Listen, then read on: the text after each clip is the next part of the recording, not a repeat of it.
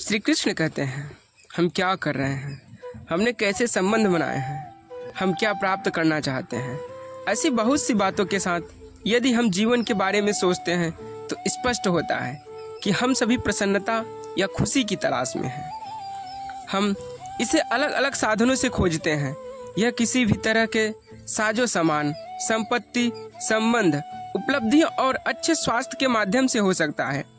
जैसे आप किसी से पूछते हैं कि वे अपने जीवन में क्या पाना चाहते हैं, तो वे प्रायः उत्तर देते हैं कि वे सफलता पाना चाहते हैं, और वे सफलता इसलिए पाना चाहते हैं क्योंकि इससे उन्हें खुशी मिलती है। जब आप किसी से पूछते हैं कि आप किसी खास वस्तु को क्यों खरीदना चाहते हैं, तो उनमें से अधिकांश का उत्तर यही होता है कि इससे उन्हें या उनके परिवार को खुशी मिलेगी। तो कुल मिलाकर सभी को एक ही चीज की तलाश है, खुशी। इनमें सबसे अहम बात यह है कि यह स्थायी होनी चाहिए।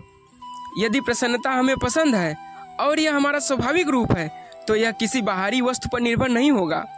अगर यह किसी वस्तु पर निर्भर नहीं करती, तो यह कभी निरंतर बनी रहने वाली चीज नहीं हो सकती।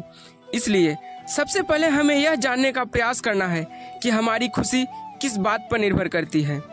रोजमर्रा के जीवन में हम प्रायः किस निर्भरता का अनुभव करते हैं, वह वस्तुओं के लिए ही होती है। जैसे जब मैं एक नई कार खरीद लूंगा तो मुझे बहुत खुशी होगी।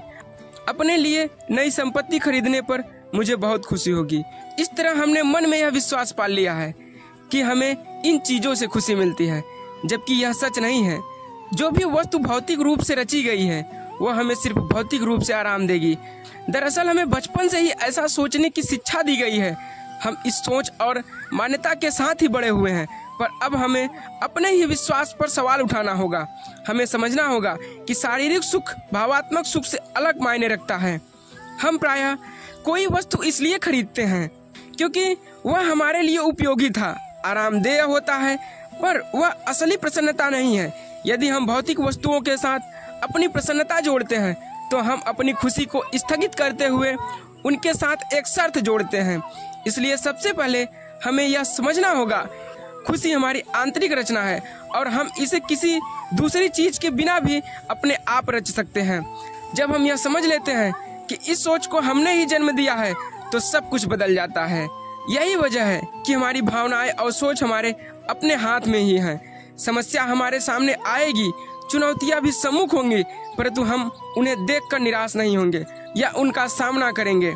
यह चुनाव हम पर निर्भर करता है और यही सही चुनाव आपका जीवन बदल सकता है। इस वीडियो में बस इतना ही।